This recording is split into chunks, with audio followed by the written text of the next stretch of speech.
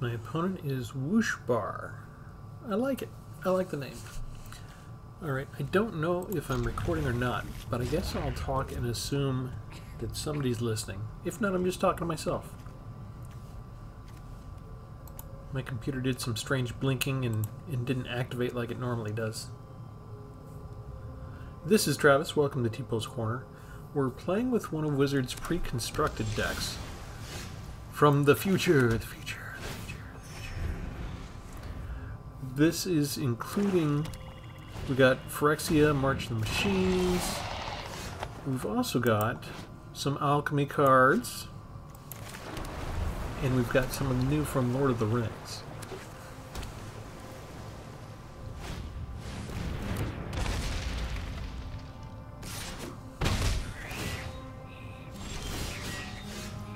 And we'll talk about this more in a minute. Let me get through this first. I don't have a copy of this yet. Gitu Ember Coiler. You may discard a card. If you do, seek a card with greater mana value and exile it until the end of the turn. The problem is, I don't have enough mana to do anything this turn.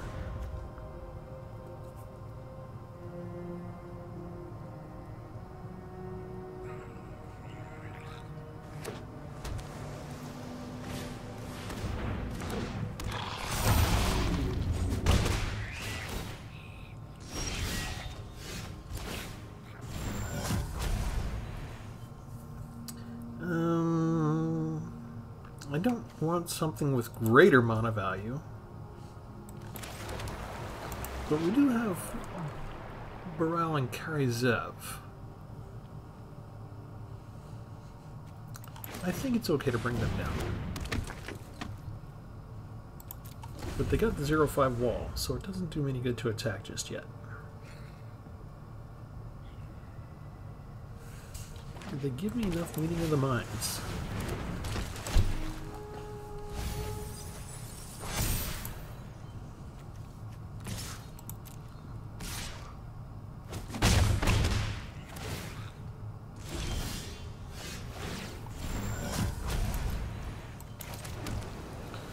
Nope. Let's bring down Gandalf. And still not able to attack just yet. But if they don't have removal, we're finally getting to a point where we may be able to do something. Okay, no, we're not going to discard a card. But we can put down Electrostatic Infantry, and then we can do Convoke. And we'll just tap that, auto pay, and we get a bunch of triggers. And Gandalf says that we can do a whole bunch of different things. I'm going to copy it, so we just get another trigger on Electrostatic Infantry. And, oh, and they don't hang around for anything after that. We hadn't even hit them for a point of damage yet. All we did was get some... They had us down to 11. Why is it I come across all of the pugilists on Arena? They just like to pummel me.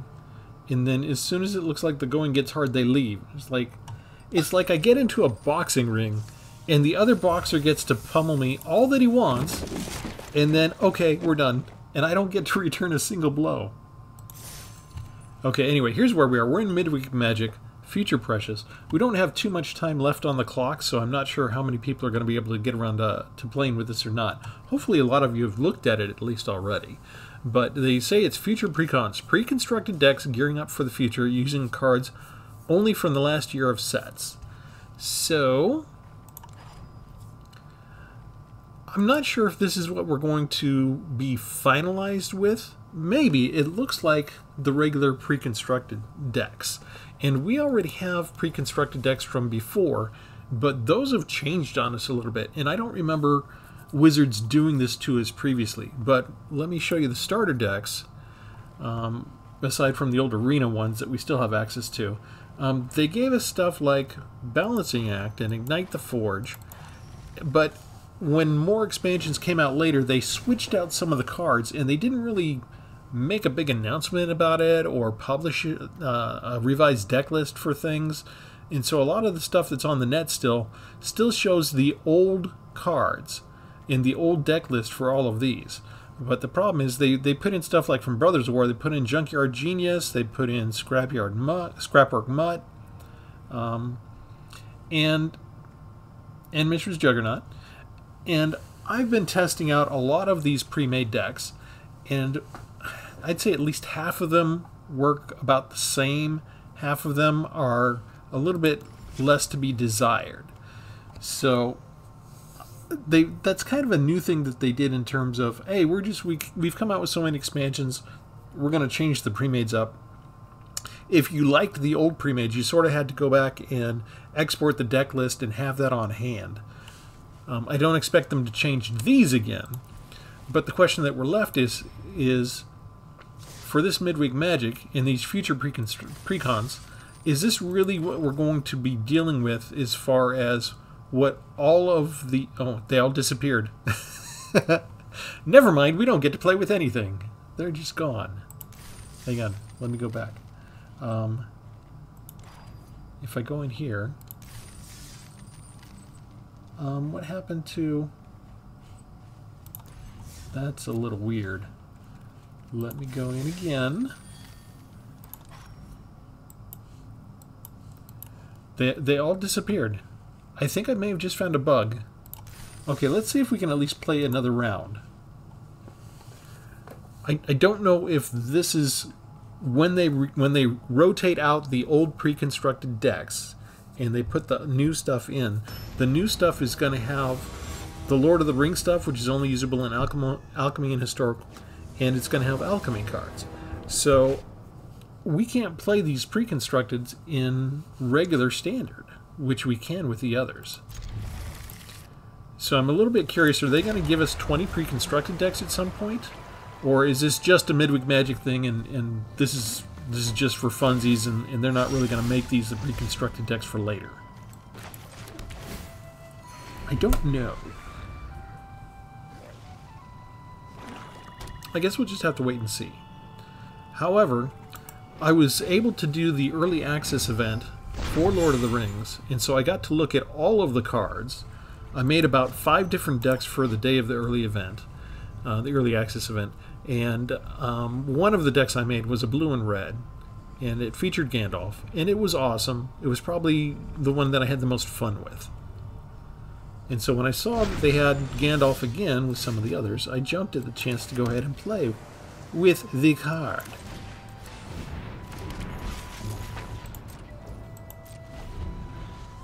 This is kind of just our canary in the coal mine. I need 4 mana for the Haughty Djinn. Instead of a full Haughty Djinn deck, there's just one. And there's one Tolarian Terror. So they took a little smattering of one combo from one place and another combo from another place, and they stitched together a kind of interesting deck, I think.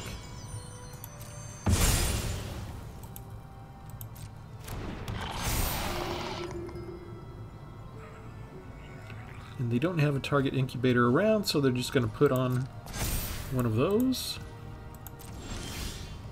I don't need that drop in there. Get out of there. Remove that stop. And still no land, so they already made me a land drop, I guess. But I'm not bitter.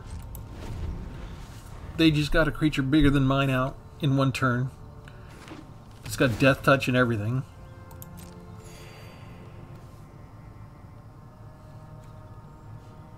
Thank you, Alchemy cards. And they want to get rid of something. How did I know that was going to be the one you chose? Aha! Now come at me with your Death Touch. Oh, he'll still die, but that's fine. We'll make the trade. We will make the trade. Okay. This is irritating. Even in the pre-constructed decks, Arena is land starving me. 5-3 so far. My opponent's not going to miss a land drop. Yeah. This is par for the course on me everywhere I go. Whether I'm ranked, whether I'm regular.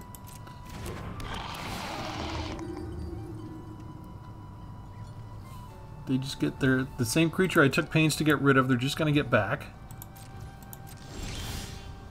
And still no land. Okay, so we incubate 3, we draw a card. Now I get the land when it does me no good. When it's too late. They can pay the ward cost on anything now.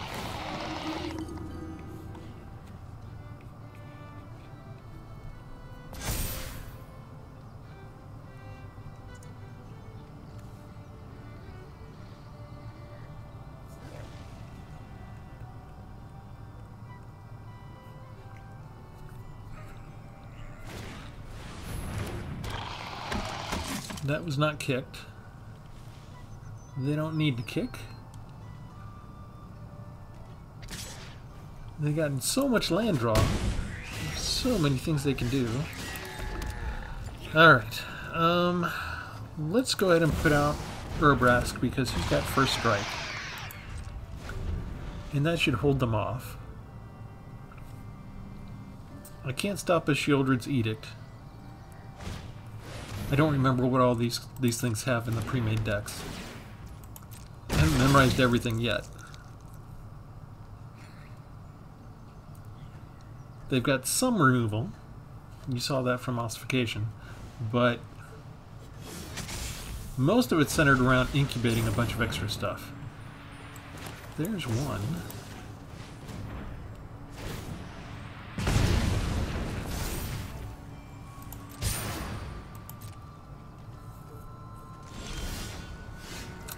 Alright. What do we do? I feel like we need to get somebody out. If I get Gandalf out and Gandalf survives, we could do some damage. Let's try this. We're still using Urabrask for defense. Time is kind of on their side because they have so many incubate cards. They can build up forces, and then they can bring this 4/4 out anytime they want at instant speed. And we have lost our... we don't have enough protection left. So they go after Urabrask out of all things.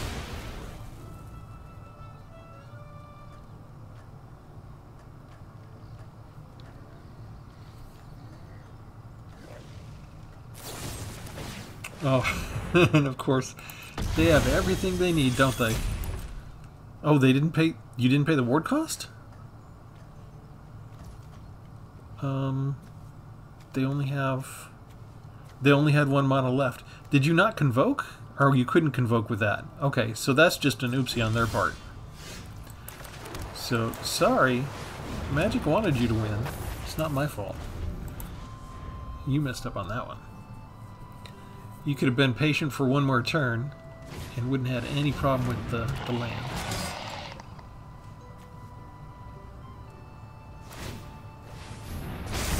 Hopefully they're getting more impatient. They just want to bum rush us. They've got vigilance on everything, right? They should feel good. No, they don't. Okay. In that case, let's kick this. Return the token to their hand so they lose it.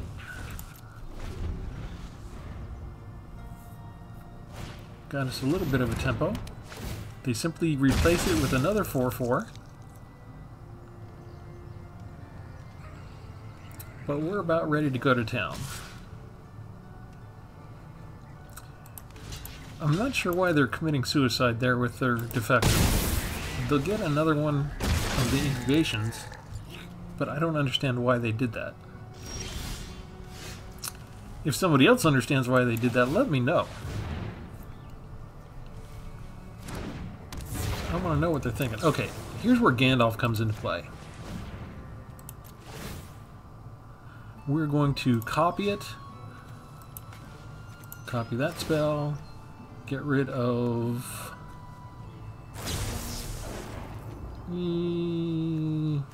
yeah, get rid of you. I'm looking at toughness. 2 creatures with 1 spell. Must be nice. And you. Because you're enough to beat this thing. But they can go ahead and bring them both up. And they're not going to. Okay. In the meantime, we have one of our own that we can still activate whenever we want.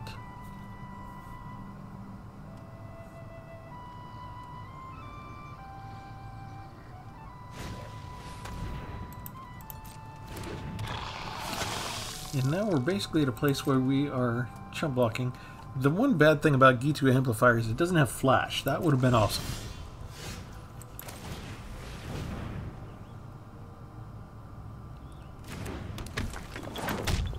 But we don't care anymore because we've got a flyer, and they don't.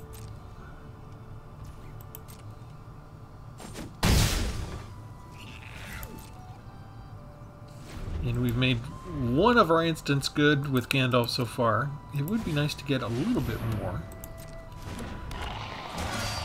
Because we've only used one of his abilities. We've got a couple more we can do.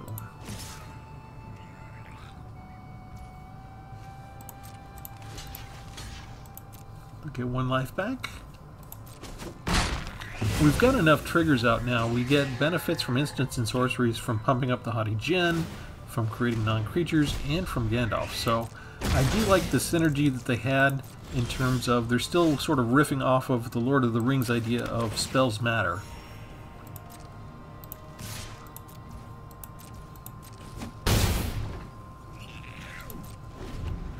But if they can't get rid of the Haughty Djinn, there wasn't much reason for them to do anything else. Ah, here we go. Exile target creature. They did it. You got me.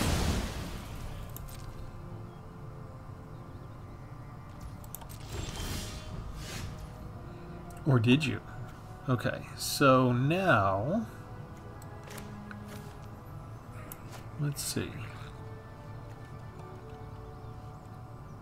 I think we just attack with you, and we attack with you two, and that's it.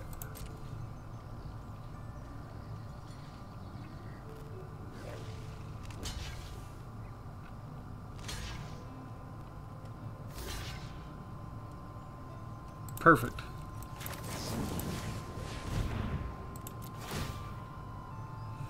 Deal 3 damage to the opponent. And they let one through, and all of their creatures die. I get my Haughty Djinn back, and he's more powerful than ever.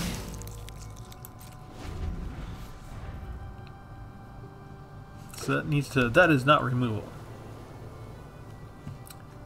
2, 4, 6, 8. Okay, so they can transform everything. But even if they transformed everything and I let it through, they wouldn't get me. So, do I have to stop complaining because they land starved me and I still managed to win? Because that was kind of a misplay where they didn't destroy one of my creatures. The ward cost is still confusing people. They're not stopping to do the math when they see a ward creature. Okay, so can we see the rest of the decks now? Ah, they're back. Okay, wow, that was a weird kind of thing. Okay, so maybe don't go in and look at the starter decks and then come back and look here. It causes some weird things to happen. So the question that I'm wondering, let's go ahead and look at the Arcane Aggression deck.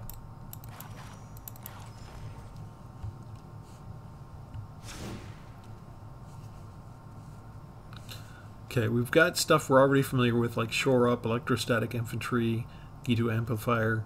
Here's G2 Ember Coiler. I don't have one of those myself, so I haven't used him before because he's alchemy. The 3 lightning strikes we're familiar with. Rouse and Reinforcements we should be familiar with already. We've seen those in play. Volcanic Spite, also March of the Machines. Third Path Iconoclast is turning out to be a nice strategy that's used a lot. Chrome Host Sea Shark is in here too, although it didn't pop up yet. We've got Eyes of Gitaxias, which we have 3 of those, which I like them because they're sorceries. They mix well with Gandalf, and they draw the cards. 1 Haughty Djinn, as we said, 1 Baral and Kari-Zef. 1 Flame of Anor. This is from Lord of the Rings. If you haven't seen this before, we'll pause on this one for a second. You get to choose 1. If you control a wizard as well, you can choose 2 of the options. So you can draw 2 cards, destroy target artifact, and deal 5 damage to target creature. And think of, if you have Gandalf out and you can copy it, that means you get to choose you get to choose any 2 you want. Then you get to copy the spell and choose any two different ones that you want. You don't have to choose the same ones, I think. Meeting of the Minds, that's got Convoke, so that's a nice draw card spell. Meldweb Curator. Urabrask, so they give us a Phyrexian Freighter, which is kind of cool. Gandalf himself, and Najal the Storm Runner, and two Tolarian Terrors. I thought there was just one, but it turns out there's two. So this is, we're familiar with this a long time, right? Haughty Djinn and Tolarian Terror go together. There's a little instance in Sorceries Matter kind of theme there, and that matches well with Gandalf. So some of you might not like the variety. Some of you may want to go, hey, I want 4 copies of my Djinn, I want 4 copies of my Terror, I want some counter spells. But this makes for a good blue-red variety deck, so that you can still do some of that. I mean, we still won one of our battles with that same basic strategy, even only having 1 Djinn and 1 Tolarian Terror out, and the rest of it being mostly support cards for that. But the question is, what happens when it comes time for the rotation finally in Standard Magic? We should get 10 different pre-constructed decks. So what I think might be cool is if Wizards was willing to go ahead and give us these 10 later on to play with in Alchemy, and maybe that would gear up more interest in Alchemy. I'm assuming that they still need more interest in Alchemy just because I hear so much Alchemy hate. It seems to be doing, the format seems to be doing fine. Yeah, let me give you the read on these real quick. The Charging Ahead I had trouble with. I only won like once. The enemy always appeared to have exactly whatever they needed. Their creatures would be better than mine, or they'd remove my creatures, that kind of thing. Had a similar problem with Savage Scavengers. Go look at this real quick. Green seems to be having trouble. You can have green work with themselves, be mono green, and there's been a lot of good decks. They seem to suffer a little bit when you combine with things. It's really kind of weird. It's a strange room for green right now in the meta. It seems like it's at the bottom of the barrel. But we've got a couple of Phyrexian Gargantuas in there.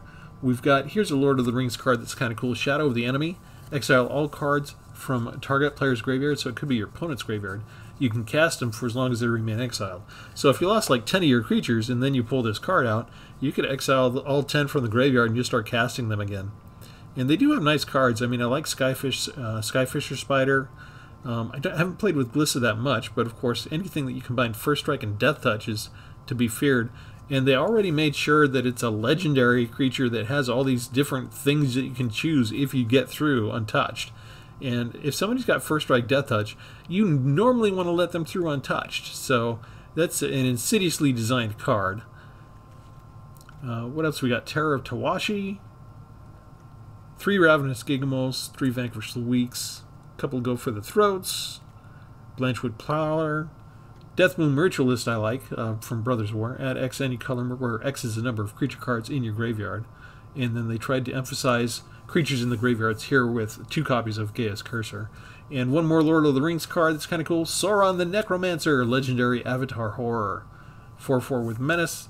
Whenever it attacks, exile target creature from your graveyard and you create a token that becomes a 3/3 Black Wraith with Menace.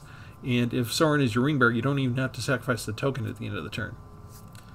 Or you don't have to exile it, sorry. And they also put in Conduit of Worlds in here, which is kind of cool. My problem is they've got a bunch of mill cards and things, you know, if something, you know, like Burrowing Razormaw, when it dies, mill 4 cards. And so I keep milling away Conduit of Worlds and Shadow of the Enemy, and those are the 2 big cards that I really want to play with in here. So it sort of sabotages itself sometimes, and it doesn't leave you the best ways to get things back. You'd have to sort of kick Urborg Repossession to get a permanent card back, so you could get back Conduit of Worlds maybe later, but if you mill Shadow of the Enemy, it's not coming back. And that's like a design flaw for me. So I had a problem with conceptually this one. The other decks all seem to be relatively cool. The one we just faced was Legions of Phyrexia with all the incubation. And usually they do pretty good about building up a bunch of incubation things and attacking us faster. I'm trying to think. They got March Towards Perfection, which is a nice little alchemy card. There's not a whole lot that's new in there. It's mostly incubation, you know, March of the Machine stuff. A little bit of Phyrexia.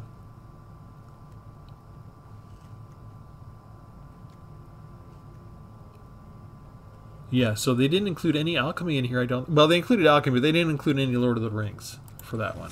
I think because it's mostly an incubation style deck, and so it doesn't incubation. It's still a little parasitic. Got High Flying Valor, which is Blue White Knights, and some of this should be familiar to people, right? With Sky Strike Officer, Recruitment Officer, Resolute Reinforcement, Ambush Paratrooper. Here we have an alchemy card, Patch Plate Resolute, which is also a soldier. And the normal Siege Veteran and Yoshin Tacticians, plus a Myrel to help round things off. And Rescue Retriever, which can make them all prevent all damage to other attacking creatures you control. So I think this is another one, because it's Soldier Tribal, they didn't really have anything in Lord of the Rings to put in here, and there's very few alchemy cards. This could almost be in Modern Standard if you just take out like Patch Plate Resolute. And because there's so much flying and evasion, that one did fairly well. We have Growing Hope, White-Green. We do have some alchemy cards there. We've got Bushwhack, people are familiar with, Placid Rottentail, Strength of the Coalition. Lots of combat cards, right? Fight spells. Runes Recluse, Reach and Death Touch. One Quirion Beastcaller. One Ozolith, which is always a devastating card. Dusk Legion Duelist. The Botanical Brawlers, which you can pump up really fast, especially if you combine them with Cami of Whispered Hopes and the Ozolith. Got Control with Citizen's Arrest, Fairgrounds Trumpeter, Storm the Seed Core, One Clay Champion, almost a busted card, and Shai's Acolyte, Sarah Redeemer, and again, just so very minimal alchemy cards and no Lord of the Rings cards. Next, Grave Secrets, Dimir Colors, Black and Blue. Couple of Rona's Vortex, Black Sun's Twilight. They always have some good cards. They're kind of doing a little bit of an oil counter thing with a mill thing. Here's Reesbug the Bone Cobbler. Target creature card in your graveyard perpetually becomes an artifact, and you can cast it from your graveyard. Ugh.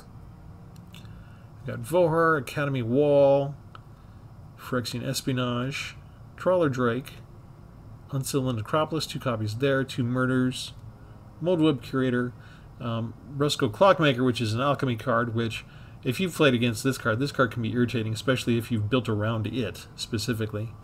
A couple of Ronas, Halochar Scab, Gix's Command, Hidetsugu on Carry, and 1 Breach the Multiverse. So if you like the Breach the Multiverse playing, you can deal with this type of stuff. If I wasn't so enamored of Arcane Aggression, I'd probably be playing Grave Secrets, just because I happen to like Hidetsugu and Carry a lot. Let's see. I'll go ahead and show you the charging ahead real quick. We'll scan through those cards, just so you have a video at hand so that you can look at some of these things if it passes by and you weren't able to get the day free at all to go check them out. Colossal Growth, Cosmic Hunger, so a lot of fight spells here, a lot of deal damage cards here, 3 Epic Confrontations. I was kind of surprised to see Ilias and Caryatid. It's an arena card. That was kind of blast from the past that I didn't expect them to bring out for this. Atomical Phoenix is an alchemy card. They got a couple of legendaries in here, Miglaz and Samut. So they put a couple of March of the Machines Aftermath cards in here. Another arena card, Ogre Battle Driver, that's an old classic. Rampaging Raptor, 2 Furnace Striders, 1 Ravenous Sailback, 2 Volcanic Dragons, Surek and Goreclaw, and Shivan Branch Burner with Convoke. 2 of those. So yeah, I didn't have a lot of luck with that deck. Here's in the other one. I already went over that, right? Yeah, I already complained about that one. The one thing I didn't show you was the alchemy card Diminished Returner. It's got 2 copies of that in there. Okay, what else haven't we covered? Rebel Armory. So white colors, Boros, white and red, and a lot of equipment, including a couple of big Oxida finishers that they can come cheaper the more equipment that you have out. One Nahiri Forged in Fury, so that's a mythic rare from March of the Machines Aftermath. It also has affinity for equipment. Can be kind of devastating. 1 Danith as usual when you're having equipment type stuff, And a lot of the 4 Mirrodin stuff for equipment. Dragon Ring Glider, Volshock Splitter, Hexgold Hover Rings. So lots of, there's Aster, of course. Bladehold Cleaver is an alchemy card. Get to draft some stuff. Bladehold War Whip to give double strike, two copies of that. Rux Hexgold Nabber, a couple of Rebel Sawvels, a couple of Hexgold Sledge, the alchemy card.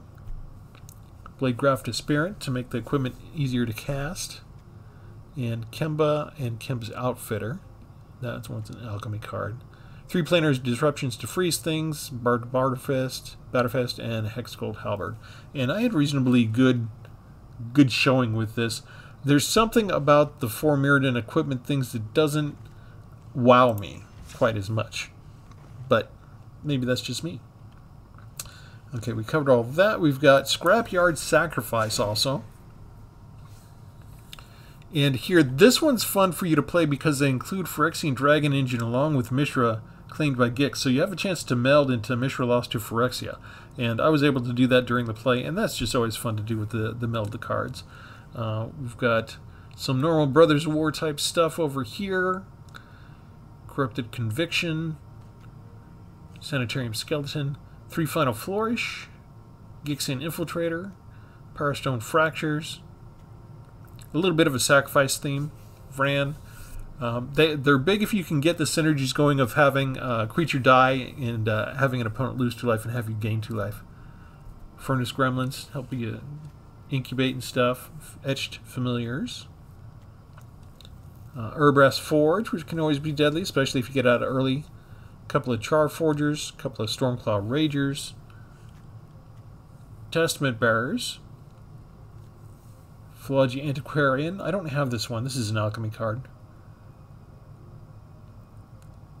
Conjure duplicate of another non-token creature artifact you control in your graveyard. The duplicate perpetually gains Unearth. Okay, and then 2 Sengir Connoisseurs and 1 Rankle and Torbran. And you know what? I think the highlight for me is just the Dragon Engine with Mishra. But again, you see, we kind of lost out on a lot of Lord of the Rings stuff type things. There's a lot of concepts and strategies that the colors use, and you know, for a lot of them here, it doesn't fit the alchemy cards. You can find 1 or 2 alchemy cards to shoehorn in there that might fit the theme, but a lot of the Lord of the Rings ones don't. Here's Sylvan Wisdom. This one should, if I remember right, it has Lord of the Rings cards in it. Here we go. Elven Farsight, scry 3, then reveal the top card of your library. If it's a creature card, draw a card. It's kind of a useful card. Impede Momentums. Lost Isle Calling is an enchantment. You can put a verse counter on it. When you get 6, you can exile it. Draw a card for each verse counter on Lost Isle Calling. And if it had 7 or more counters on it, you take an extra turn. So look for that to be abused in the Alchemy channel. Nimrata Watcher is also Lord of the Rings. This is part of the Scry Matters type thing. We've got, let's see, Lahorian Lookout. Whenever a Lookout attacks, you scry 1. 2 copies of Arwen Undomio. Whenever you scry, put a +1/+1 counter on target creature. And you scry so much in this deck that Arwen's pretty tough there. Mirror of Galadriel. Scry 1, then draw a card. Cost less for each legendary creature you control. And we don't have a ton of legendary creatures, but if you manage to get them out and keep them out, that makes that cheap. Greyhaven's Navigator. When it enters the battlefield, you scry 1. Chance-Met Elves. So you see, this is the biggest Lord of the Rings deck of them all so far. Glorfindel Dauntless Rescuer. Whenever you scry, gets +1 till end of turn, and either must be blocked or can't be blocked by more than 1. Nissa. Ooh, that's not Lord of the Rings. Tribute to the World Tree. Celeborn the Wise. Oh, he's legendary. 3/3. Whenever you attack with 1 or more elves, you scry 1. Galadrim Guide. When it enters, scry 2. Elrond. Whenever you scry, +1 counter on up to X target creatures. Azuri Stalker of Spears. You can pay 3 and proliferate twice. That's a Phyrexian card. And Marwyn's Kindred, which I had a little bit of fun with this one. And finally, Desynchronize. So yeah, this can be a pretty devastating deck as well. So I'm not sure if I have a top 10 ranking out of all of them, but I think Sylvan Wisdom's kind of tough. Arcane Aggression is really tough. Graveseeker and Scrapyard Sacrifice can win quite a bit. And High Flying Valor, just from the flying alone, can win quite a bit. Legions of Phyrexia, sometimes when they get their incubators going, they do really well. I would say Rebel Armory has like 50-50 odds. And then probably Growing Hopes towards the bottom, followed by Savage Scavengers and Charging Ahead. I think that's how I would rank them. Although, if you can, I will say, if you do manage to get Conduit of Worlds and Shadow of the Enemy played in here, as well as get some more value out of Glissa Sunslayer without her getting her automatically destroyed, that can be a fun deck to play. So, I don't know what the ultimate use of these is going to be, if we're going to get to see them again, if they're going to get handed out to us, or if this was a one-shot deal. But if you get a chance, go ahead and check out a couple of these, and like especially Arcane Aggression, I'd say, and maybe Grave Secrets. There's some good stuff in there that you might want to consider playing around with just in your regular daily gameplay. And so not a ton of gameplay tonight for this. I just wanted to make sure that for those of you that run busy lives and you don't necessarily get to log on to Arena every day, and maybe you saw it and maybe you did just like the three, got your 3 wins and then left without examining all the decks. Just a quick run through of all of them, and you get a chance to see some Lord of the Rings cards again if you didn't pay any attention to early access. The Lord of the Rings cards, I'll say this is the final thing before I leave. If I could ask for any exception for the Universes Beyond intellectual property, I would say that should be an exception. You should let us play with those cards in Modern Standard. There is a direct lineage from Lord of the Rings to D&D to Magic the Gathering. And if you remember, when they did Adventures of Forgotten Realms, they put it in Modern Standard. They didn't make it a Universes Beyond type thing, really. I mean, whatever they started out planning for it to be, it got incorporated into regular Standard. And that's because it fits so well, because it's D&D. And we're so closely related, this game and it. And Lord of the Rings is another one where I took a look at all those cards. I played the early access event all day long as much as I could. Those cards all fit in regular Standard. They did a really good job designing the cards. The mechanics are very familiar. Things like Amass and food tokens and scrying. It's all very intimately familiar to a seasoned veteran Magic the Gathering player.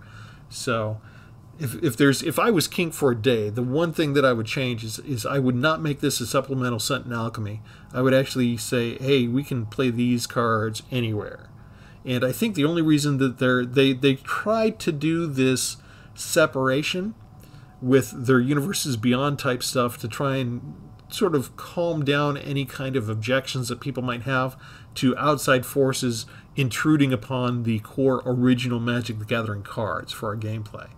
I would hope that the vast majority of us wouldn't mind seeing the Lord of the Rings cards alongside some of these other things. I mean, you just look at things like Gandalf the Grey. It's a fun card to play with. It wouldn't necessarily even need to be Gandalf. They could reskin it and give it a different name probably, and it would be just fine. I was out of the game for 20 years, so for all I know, this is, they could have made a card very similar to this, and I just don't know about it because I haven't caught up on 20 years worth of cards yet.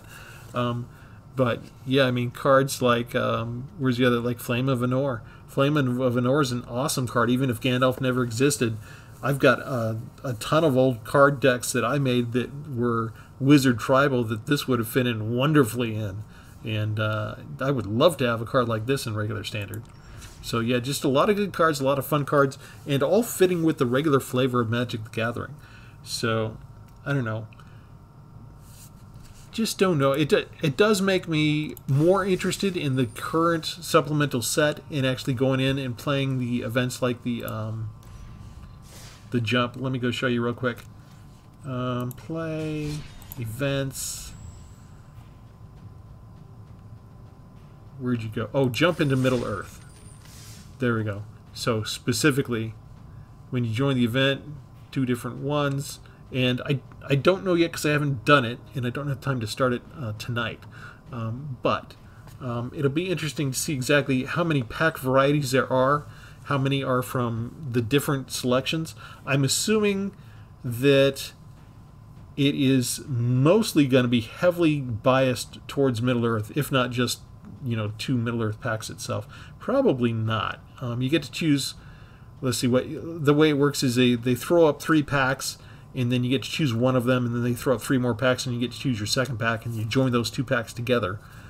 So probably not all Middle-earth packs, but probably there's enough selection in there, and there's probably a percentage bias towards Middle-earth that if you wanted to concentrate on getting some Middle-earth cards, this might be a good method to go in and do it, whereas as opposed to just going full hog and buying a whole bunch of packs and stuff like that. You could just have a little fun doing the jump start that's specifically geared towards Middle-earth.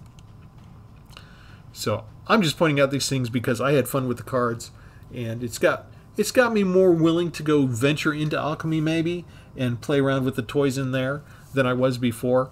And but I've still, if I was king for a day, I would still probably prefer to just have those cards in Modern Standard and have them available as regular toys for me to play with and mix in with all the rest of my cards. And I would not be upset to have Gandalf and company present in the regular Standard. I think if anything, just as much, if not more, than the regular Dungeons and Dragons cards. We should. I mean, if we can have Drizzt Do'Urden, in regular Modern Standard, why can't we have Gandalf? I mean, heck. Anyway, that's my 2 cents for what it's worth. Let me know in the comments. What do you think? Was it a mistake for Adventures of Forgotten Realms to be in with the rest of the main population of Magic cards, or was it okay? And if it was okay for that, what do you think about Lord of the Rings? Inquiring minds want to know. All right. Since I don't think I mentioned it, everybody like and subscribe. We always got to remember to ask you to do that at least once. And I'll sign off. This is Travis saying goodnight. Have a good one.